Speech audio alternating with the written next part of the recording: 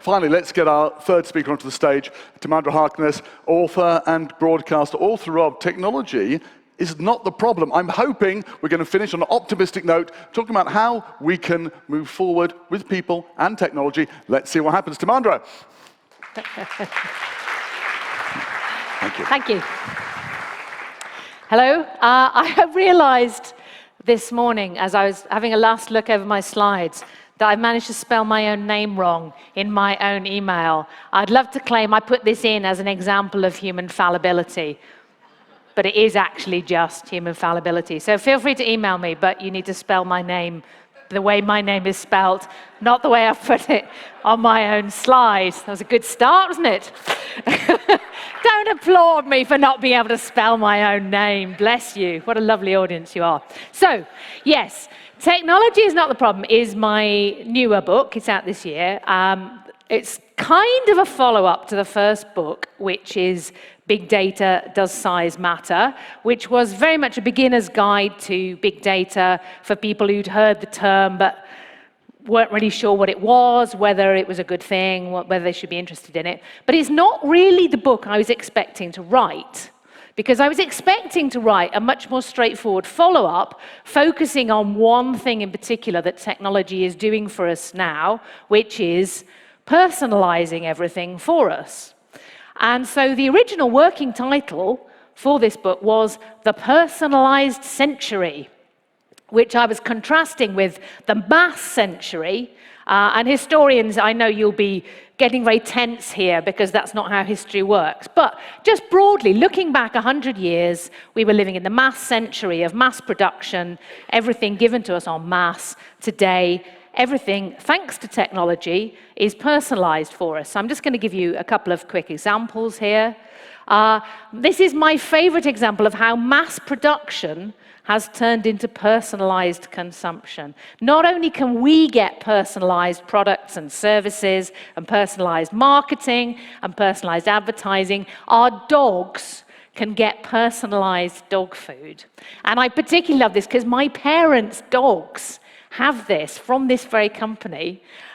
They have, so the two dogs, they have two separate bags of dog food, each of which has the dog's name on. And at one point, one of the dogs, I'm not going to name and shame, one of the dogs was getting a bit tubby, and my stepmother rang up and had a conversation with a human being and explained the problem, and they reformulated, and they sent a new bag with a different formula. And I have looked, they have different ingredients on the bags, right? Formulated, and I love this, for the dog's age, breed, and lifestyle. So you didn't know your dog had a lifestyle, but oh yes, your dog has a lifestyle and can get personalized dog food. And I just remember when I lived at home, and there was a different dog, obviously, and I used to get sent down the market, and I would come back with a tube of, I don't know what was in it, but I found an eyelid once. It was very much like any meat byproducts into the mincer, every dog gets the same. So that is the personalized world we live in, and it's thanks to technology, and particularly to data, that we can have everything personalized for us. Another example, which will be very familiar to you, is the way we've gone from mass media, where everything was selected by really a handful of people who controlled the newspapers, radio channels, and then television channels, decided what we would get. And yeah, you could pick your newspaper or your channel, but then you would get much the same as everybody else at much the same time, in much the same order. And again, the biggest example of this was the moon landings, when 1 in 7 of the world's population watched live as the first humans walked on the moon. That's 500 million people. And that was because the people who edited and controlled the news media all decided that this was a really important historic occasion and that we should see it and that we'd want to see it. And so the people alive then, 1 in 7 of them, saw it. Since then, 500 million people have watched a YouTube video called Charlie Bit My Finger, filmed on a mobile phone of a baby biting his brother's finger. Now, was that because the news editors of the world decided this was really important and we should see it? No, it's because each of us now has our own channel. And our choice of news and entertainment and whatever else comes to us partly through our own choice, partly through the network of people we're connected with, who enough of them went, well, this is good, this is a funny video, I'm going to share this with my network, and partly, of course, because of the algorithms that select what they think ought to come to us. Even more than Charlie Bit My Finger, over 12 billion people have watched Baby Shark. And apologies for any parents in the room who now have that earworm for the rest of the weekend. And this, of course, was the coming together of that, people choosing for themselves, their friends and contacts, sending them things, and the algorithms, and a very clever marketing department. So that's more than the entire population of the Earth, the viewings of Baby Shark. So some people have gone there and seen it more than once. Thank you, small children, for that. So this is the personalized world we're living in, and technology is the way it happens. But in the course of researching the book, I realized that the technology is not why we have this personalized world. The technology is the how, and I'm sure you're all very familiar with this process. Each of us has lots of data collected about us, and then a mathematical model is built of each of us, and then that mathematical model, that persona, is targeted with whatever the algorithms think we should get. And although we love to think that the world is being filtered for us, of course it's not that. We are being filtered for the purposes of whoever wants to target us with products, with personalized dog food, with adverts, with annoying videos about sharks. But that's the how. And I became very curious about why do we live in this world? So I went and did some research trips, and I went to, just to show that this is a cultural phenomenon, not only about technology, I went to this pop-up museum in Amsterdam. They have pop-ups that come and go around Europe, so you may have seen in other iterations, called the Museum. Now, you know when you go to a museum or gallery today, there's always a place where you can stand and do a selfie or even a TikTok video, and then the hashtag, so they encourage you to share your social media content to publicize the museum or the gallery. The museum basically just dispensed with the works of art or the historical objects, and it's all about spaces where you can generate social media content about you and whoever you've gone with, your date or your family or your friends or whoever. And it's very self-aware and funny. It takes you on a little journey. So first of all, I got to move my likes around a great warehouse full of likes in a forklift truck to show how popular I am. And then I was so popular, I got to drown in a sea of likes. I lost myself. And then I was reborn into a hall of mirrors. And this was actually a very moving experience. Pun intended, but you did right to ignore it. But seriously, it was weirdly emotional, because suddenly I was on my own. I couldn't tell how big this space was. I couldn't tell how it related to the rest of the building. All I could see was myself reflected back to myself an infinite number of times. And I felt this was the most brilliant making physical of the world that we now live in, where we are constantly reflected back to ourselves. And we really have less and less touch with what's out there in the outside world.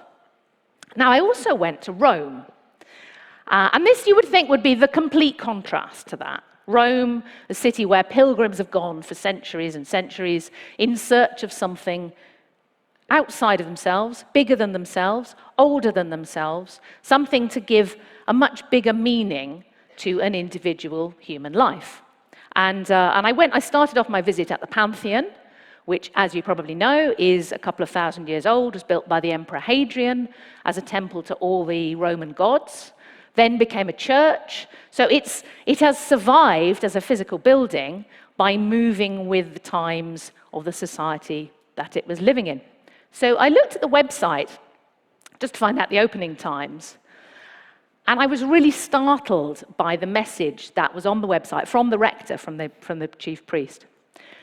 So the message from the Pantheon, the temple, first of all, to all the Roman gods and then the Christian god, was, the Pantheon wants you to be a pilgrim, the protagonist of a journey that sees you find what you are and what you love, what you hope for and what you want.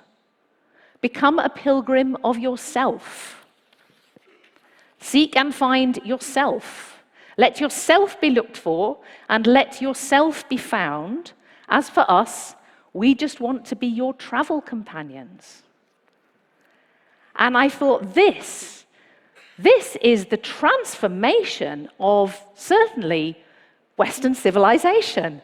That Rome and this temple, this church, from being a place where you come on pilgrimage to find something outside of yourself, to make yourself part of a much bigger human project that's older than you and will probably continue after you're dead, has become a place where you seek and find yourself as an individual.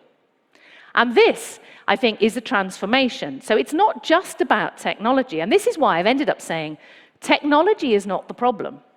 Now, as you might have picked up, I don't entirely think that this project of personalization is entirely a good thing. I'm going to talk a little bit about why in the time I have left. But I don't think the problem is the technology. I think we could equally well use the technology in other ways. I think the problem is that we have put ourselves culturally into this hall of mirrors where everything is designed to reflect us back to ourselves. So, for example, let's think about the difference between using an app to get around and a map. And first thing to say is it really doesn't matter, I think, whether the map is on paper, whether it's on parchment, whether it's on a screen.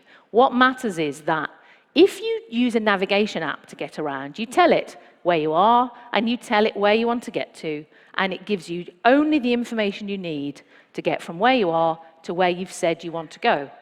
But if you look at a map, the map gives you all sorts of other information. In fact, the map gives you so much information, you have to learn to read a map to get the information that you want and that you need. It's a shared body of information and knowledge that you share with everyone else that has the same map. So you have a common ground of knowledge to relate you to your physical surroundings. And it's going to give you lots of things you didn't ask for. It's going to show you how things physically relate to each other. It's going to show you some places that you didn't say you wanted to get to. But now you can see they're very close to the route you need. So maybe you'd like to divert and go and look at something else. You can even maybe look at a different map, a map of how the city you're in used to be, so that you can get a sense that the city has changed over time. And this might give you some reasons why it looks the way it looks today, as opposed to some other way that it might look. So you get a sense, again, that the city was there before you were there. And I think this is a very good analogy for learning in a discipline, that it's important not just to come into a discipline and learn the facts that you don't know in order to get you the skill that you don't have, but you also need a sense of how does this relate to other knowledge within the discipline? What do you share with other people learning within the same discipline, even if you're not actually going to end up going in the same direction? Do you get a sense of the discipline that you're in, whether it's history, geography, philosophy, mathematics, cooking, that it existed before you did and will probably carry on after you're gone, and that you are part of a community of scholars, if you like, on a common journey?